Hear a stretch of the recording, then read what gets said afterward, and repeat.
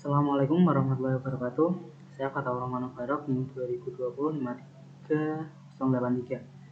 Pada pertemuan kali ini saya akan membahas alur atau langkah penelitian ilmiah terutama mengenai rumusan masalah. Yang pertama, scan include performing the experiment. Nah, dari yang pertama ada make observation. What do I see in nature? This can be from one's own experience, talks, or reading. Nah, di sini langkah pertama yaitu melakukan pengamatan. Nah, apa yang dilihat di alam atau yang nanti akan diamati, nah ini bisa dari pengalaman sendiri, pemikiran, ataupun dari bacaan. Nah, ini artinya kurang lebih seperti itu. Yang kedua, think interesting question. Why does that pattern occur? Nah, di sini pikirkan pertanyaan yang menarik. Nah, jika kita nanti akan melakukan observasi, kita harus memikirkan pertanyaan yang menarik. Nah, misalnya mengapa pola itu terjadi? Nah, oke, kita lanjut ke nomor 3 atau ke formulate hypothesis. Nah, di sini what are the general cause of the phenomenon I'm worrying about? Nah, langkah selanjutnya ini adalah merumuskan hipotesis. Nah, apa penyebab umum dari fenomena yang ditanyakan, yang saya tanyakan. Untuk yang keempat, selanjutnya ada develop testable prediction. Nah, if my hypothesis is correct, then I expect A, B, or C. Nah, di sini langkah selanjutnya adalah mengembangkan prediksi yang dapat diuji.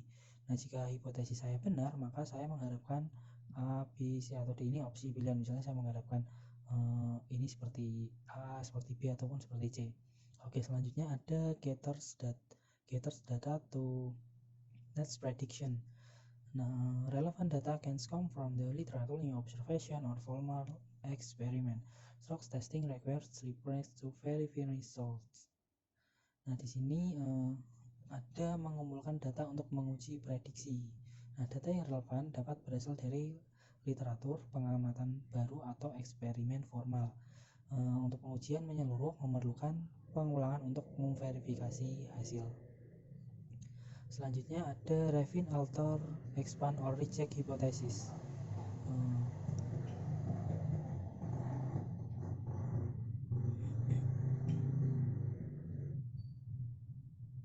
Oke, selanjutnya ada gathers data to test prediction. Relevant data can come from the literature, new observation, or formal experiment. Talks testing requires application to verify result. Yaitu ada langkah untuk mengumpulkan data untuk menguji prediksi. Nah, data yang relevan dapat berasal dari literatur, pengamatan baru, atau eksperimen formal. Nah, untuk pengujian menyeluruh memerlukan pengulangan untuk memverifikasi hasil. Selanjutnya ada refine, alter, expand, or reject hypothesis. Nah, di sini artinya memperbaiki, mengubah, memperluas, atau menolak hipotesis. Dari data yang telah diprediksi tadi, kita bisa memperbaiki, mengubah, memperluas, ataupun menolak data tadi. Nah, setelah proses ini atau langkah ini, langkah terakhir yaitu ada develop general theories. The general theories must be consistent with most or all available data and with other current theories. Nah, di sini artinya ada langkah untuk mengembangkan teori umum. Teori umum harus konsisten dengan sebagian besar atau semua data yang tersedia dan dengan teori-teori lain saat ini. Nah, kurang lebihnya seperti itu artinya. Oke, kita langsung lanjut ke slide berikutnya. Sini tadi ada material, ada prosedur, ada statement, conclusion, dan juga hipotesis. Nah, ini adalah hal-hal yang akan digunakan atau dibutuhkan dalam scientific inquiry. Nah, alasannya apa? Alasan perlu mempelajari scientific inquiry. Yang pertama, scientific inquiry membuat kita lebih knowledgeable dalam arti kita mempunyai dasar untuk mengemukakan pendapat kita. Yang kedua, menerangkan lebih lengkap dan lebih dalam tentang suatu hal yang kita bahas dan lebih komprehensif. Yang ketiga, membuat kita lebih berbudaya dalam arti apa yang kita ungkapkan selalu didasarkan pada fakta. Dan yang terakhir adalah memunculkan pengetahuan dan ide baru atau memunculkan pengetahuan tentang gagasan-gagasan baru tentang materi atau mungkin hal yang kita bahas atau akan kita pelajari selanjutnya. Selanjutnya ada karakteristik dasar dari scientific inquiry. Yang pertama, berdasarkan fakta. Nah, scientific inquiry harus berdasarkan pada fakta atau kenyataan yang ada pada lapangan.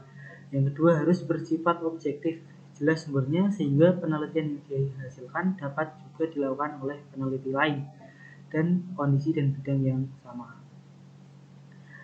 Yang ketiga, dapat dianalisis. Adanya proses yang tepat dan benar untuk mengidentifikasi masalah dan juga menentukan metode untuk pemecahan masalah yang sesuai dengan metodologi yang telah dipilih. Selanjutnya bersifat kuantitatif. Nah, di sini kan scientific inquiry harus terukur berdasarkan argumentasi ilmiah sehingga kesimpulan yang dibuat secara rasional didasarkan pada bukti-bukti yang tersedia dan didukung oleh pengembang konsep serta teori yang hasilnya dapat dipertanggungjawabkan juga secara ilmiah. Oke, yang kelima, karakteristik dasarnya yaitu harus berpikir deduktif dan juga hipotesis.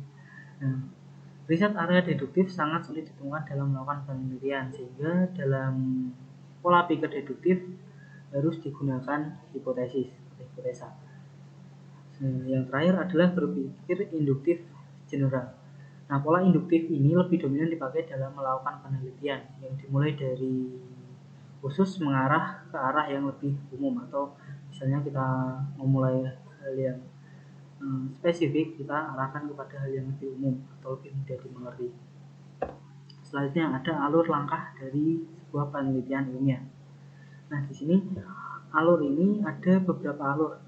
Yang pertama ada permasalahan, pengumpulan literatur, pengumpulan masalah, metodologi desain, pengumpulan data, analisa data, hasil penelitian, dan refine hipotesis. Nah, di sini alur ini akan kembali lagi ke bagian pengumpulan literatur setelah kita melaksanakan sampai dengan refine hipotesis. Untuk ini diambil dari sumber usaha Charles T. dan Stephen Barter, risetnya Method in Library Academic Press 1980 dalam hasil 2007. Oke, lanjut aja. Yang pertama, langkah pertama tadi ada penetapan permasalahan. Di sini penetapan permasalahan atau set general problem dengan cara-cara sebagai berikut. Ada ungkapkan suatu secara umum atau mengungkapkan idenya terlebih dahulu. Nah, di sini biasanya berikan pernyataan yang bersifat umum terhadap permasalahan yang akan diamati. Yang kedua adalah perumusan masalah. Nah, dalam perumusan masalah ini harus ada statement yang dianjurkan sebagai general problemnya, atau harus ada statement yang dipisah-pisah dari masalah tersebut, harus diklasifikasikan. Yang ketiga, perlunya scientific reasoning agar kita bisa lebih mudah memahami dan memanfaatkan informasi ilmiah dalam kehidupan sehari-hari. Oke, selanjutnya beberapa contoh pernyataan yang memerlukan jawaban secara ilmiah. Nah, ini nanti akan dilakukan riset terlebih dahulu. Yang pertama, benarkah alam ini mengalami perkembangan? Ini misalnya. Yang kedua, apakah krisis energi benar-benar terjadi? Yang ketiga, apakah merokok menyebabkan penyakit kanker paru-paru? Nah, ini adalah sebuah contoh pernyataan yang harus dilakukan riset terlebih dahulu dan kita tidak bisa menyimpulkan secara mandiri. Yang terakhir adalah penelitian sebagai jawaban yang harus didukung, terutama didukung oleh fakta-fakta dan teori serta data-data yang sangat akurat dan juga dapat dipercaya kebenarannya. Itu adalah poin yang paling penting dalam menyelesaikan permasalahan. Lanjut, pencarian literatur atau produk literatur search. Nah, di sini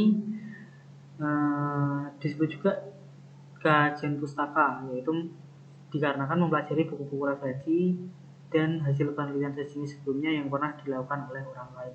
Jadi pada proses pencarian literatur ini kita belajar dari pengalaman-pengalaman orang lain atau juga peneliti-peneliti lain yang telah melakukan riset sebelumnya. Oke, yang kedua, tujuan kajian pustaka ialah untuk mendapatkan landasan teori. Jadi tujuan dari pencarian literatur ini adalah untuk mendapatkan landasan teori mengenai masalah yang akan diteliti. Nah, teori-teori ini merupakan pijakan bagi peneliti untuk memahami persoalan yang diteliti saat ini agar sesuai dengan kerangka berpikir ilmiah. Selanjutnya sumber literatur. Nah, di sini sumber literatur yang terkait dengan ide yang berupa buku, artikel, majalah, jurnal, dan lain sebagainya berupa posisi relatif dari topik, ide, problem yang diteliti dan digambarkan dalam suatu kerangka penelitian di mana nantinya kerangka tersebut akan memberikan kontribusi pada perkembangan ilmu pengetahuan atau knowledge. Oke, selanjutnya yang harus dilakukan dalam penyaringan literatur yaitu membuat daftar literatur. Nah, di sini dikumpulkan terkait dengan permasalahan berupa teori-teori, teknik, metode, temuan-temuan lainnya yang pernah digunakan oleh orang lain atau sudah ditemukan oleh peneliti lain untuk mengatasi dan juga menjawab permasalahan yang hampir sama. Intinya, jika kita menemukan sebuah masalah dan kita belum melakukan riset terlebih dahulu, maka sebaiknya kita menggunakan solusi-solusi yang sudah ditemukan oleh peneliti sebelum kita. Oke, langkah selanjutnya yaitu untuk melakukan analisa.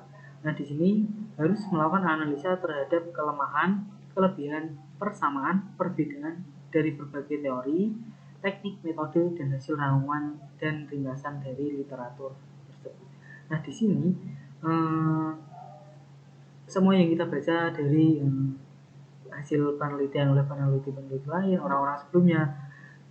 Nah, kita harus melakukan analisa lagi. Kita tidak bisa mengambil kesimpulan dengan hanya itu saja. Kita membuat perbandingan dari beberapa teori, kita perbandingan dari beberapa hasil penelitian orang lain, sehingga kita dapat mendapatkan hasil yang maksimal. Nah, hal ini dimaksudkan untuk menginterpretasikan penelitian yang akan kita lakukan terlebih dahulu sebelum disajikan dalam konteks yang berbeda.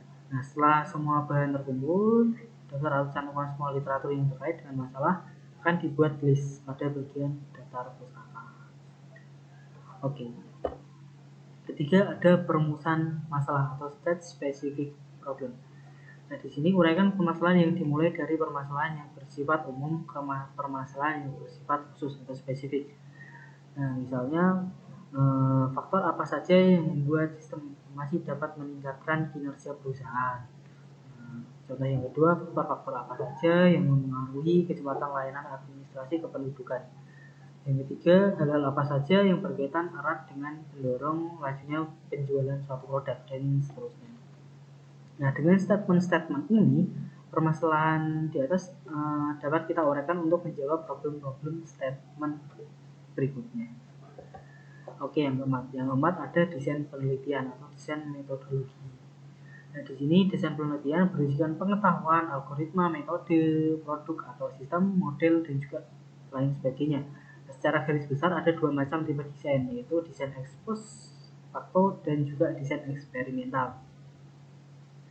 Faktor-faktor yang membedakan kedua desain ini adalah desain ex post facto tidak menjadi manipulasi variabel bebas. Nah, sedangkan desain yang eksperimental terdapat manipulasi variabel bebas. Nah, tujuan penggunaan desain ex post facto ialah bersifat eksplorasi dan juga deskriptif. Sedangkan desain eksperimental bersifat explanatory atau sebab akibat. Langkah-langkah eksperimental yang harus dilakukan merupakan bagian dari metodologi yang nantinya dapat membedakan antara metodologi yang satu dengan metodologi yang lainnya. Nah, misalnya saat eksperimen, cara instrumen apa yang akan digunakan untuk membantu mencari permasalahan, menentukan objek atau variabel yang akan diukur dengan jelas dan juga tepat. Membuat daftar list langkah-langkah apa saja yang dilakukan untuk menjawab permasalahan yang telah ditetapkan sebelum-sebelumnya. Dan yang terakhir adalah menggunakan beberapa macam teknik, alat, atau mungkin instrumen dan sebagainya yang tepat untuk setiap tahapan. Oke, next. Yang kelima, pengumpulan data atau gather data. Nah, data dapat diberikan menjadi beberapa jenis berdasarkan hal-hal berikut. Yang pertama, data menurut cara pemerolehannya.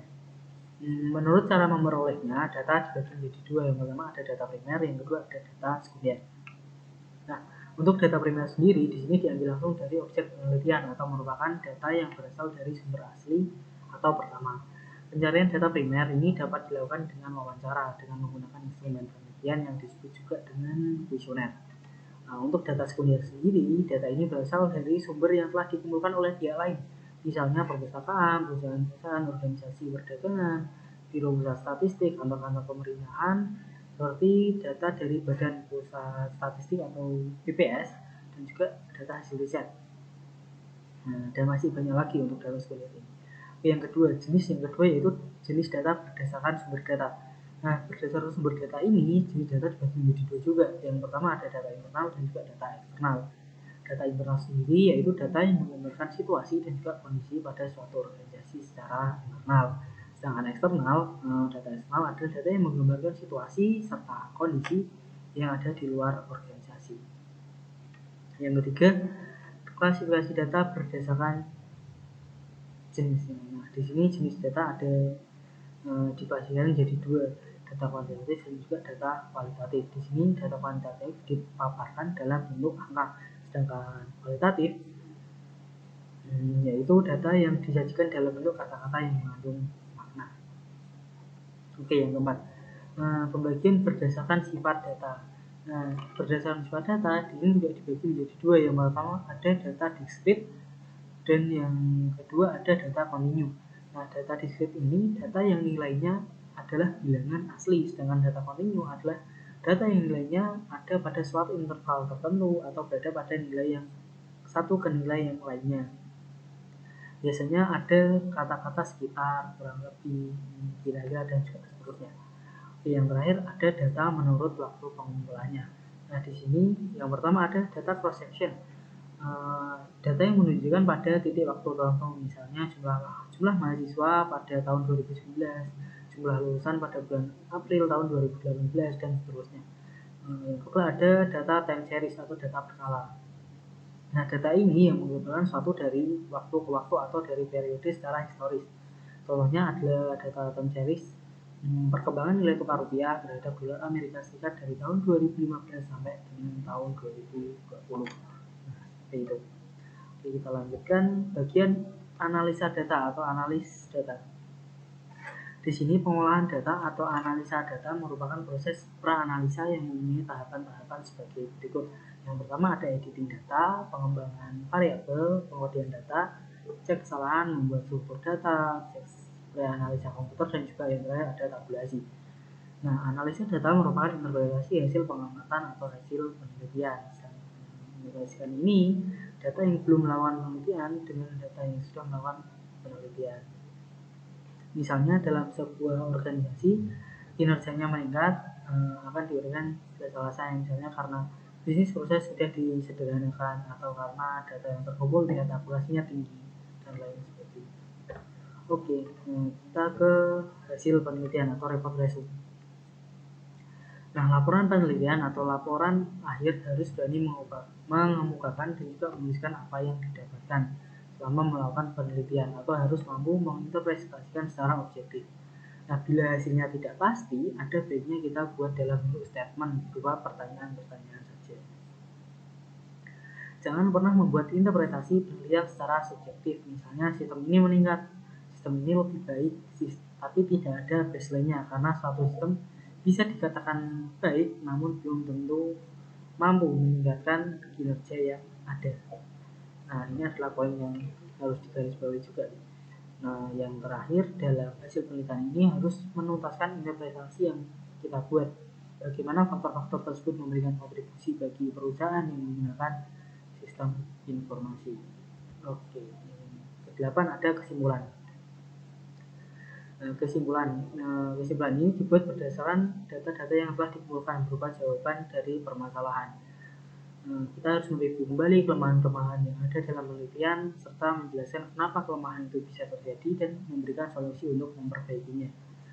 Kita harus merangkum isi kesimpulan dengan tidak merumuskan kesimpulan berdasarkan pengetahuan umum dari kata-kata yang dapat menimbulkan keraguan seperti kiranya, mungkin, dan lain sebagainya.